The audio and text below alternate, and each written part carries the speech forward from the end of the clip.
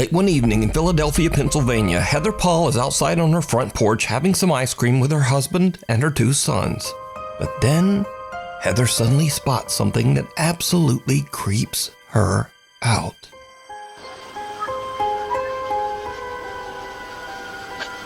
There's like little mosquitoes.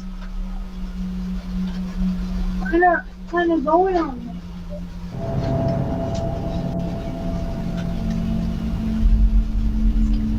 What? What did you say? What did you say, Mommy? I can't hear you. You gotta keep that open so it doesn't get all musty.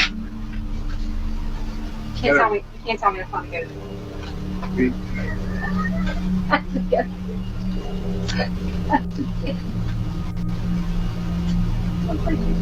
Heather whispers, "She scares me," to her husband and children, but they have no idea what she's talking about. Neither her husband or sons can see the bizarre figure dressed in white that is walking down the sidewalk only about 20 feet away. Heather says that the woman looked like, quote, a lady dressed like a nurse from the 1950s with an eerie grin on her face. Heather is now freaked out. She can't understand why no one else saw the strange nurse.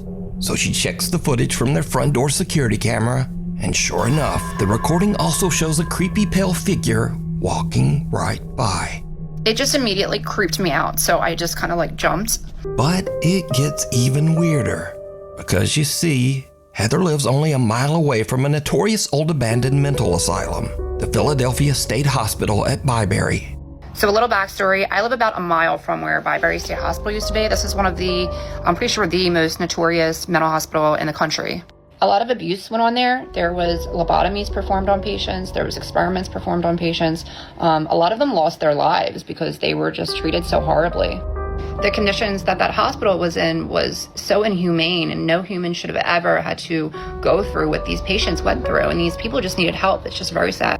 They were so overcrowded, like the nurse to patient ratio was just extreme. With 2 student nurses and maybe 3 attendants, we have all we can do to bathe the patients, get them to cafeteria, take them to the doctors, give them their medications, and try to keep the place clean. Now, when I was a kid growing up, we used to definitely go in there, and it was really scary. Like the second you walk on the grounds, you just feel like it's cold, it's not normal, it feels weird. Like you can tell somebody's watching you. There's underground tunnels underneath, so we used to run around them too, and they used to use those tunnels to transport bodies, and there was still those like metal slab beds that they were still down there when we went in there, like, you know, in the 2000s. I felt my arm grabbed in there once, and I moved my flashlight because I thought it was my friend, and my friend was like over there, and I'm like, oh my God. But this story gets even weirder still. Heather's dad lived in the same house as a boy. When Heather shows her dad the creepy footage, he tells her that a woman named Linda used to live in the house next door. And during the 1950s, Linda was a nurse at the old Byberry Mental Hospital. So did Heather catch the ghost of a nurse from the old abandoned hospital? And if not, why could no one else see the strange woman walking down the sidewalk? Ho ho, no. Cara Messina lives in an old house in New York State that was built in the 1800s and has a very tragic past. In the early to mid 1800s,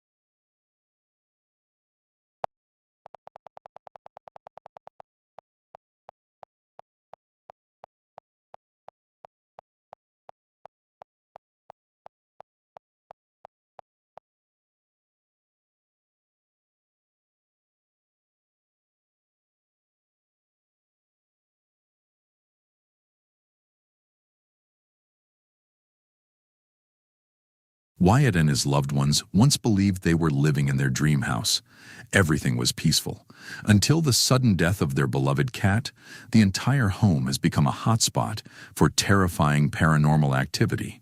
Despite reaching out to several professionals in hopes of explaining the supernatural events, no one could help. The reason?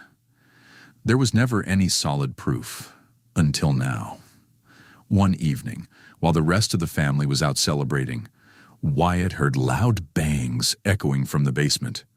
Driven by fear and determination, he grabbed his camera and made his way downstairs, and what he recorded is one of the most chilling ghost videos we've ever seen. You guys are hearing that, right?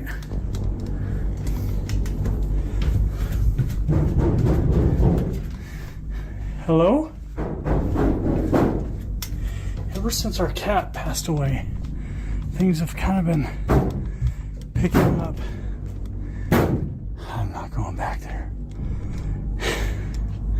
Hello?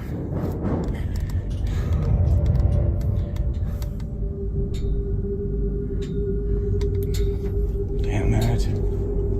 Who are you? Get the hell out of here. Jesus. Dude.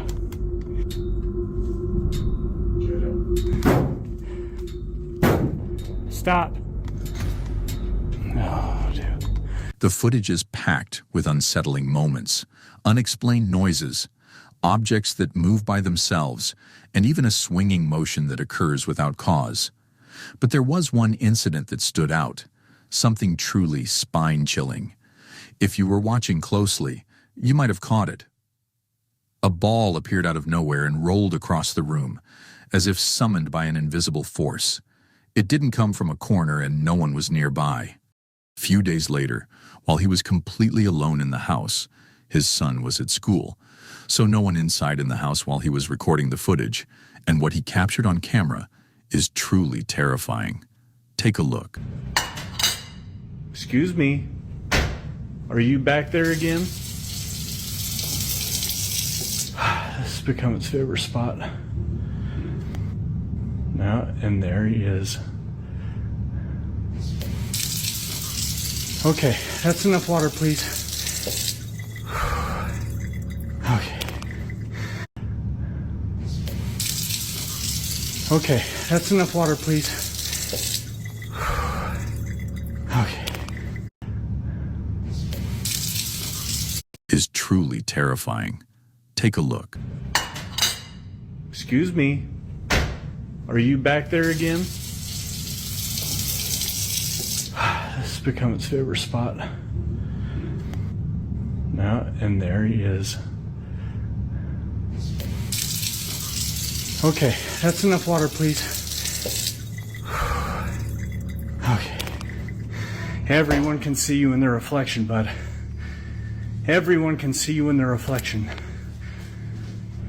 And it's gone. Okay, I know he's not in here, but I just want anyone who's watching to see. This is too small, but just look, it's not. I just wanted you to see. The cabinets are knocking again. I'm leaving. Oh,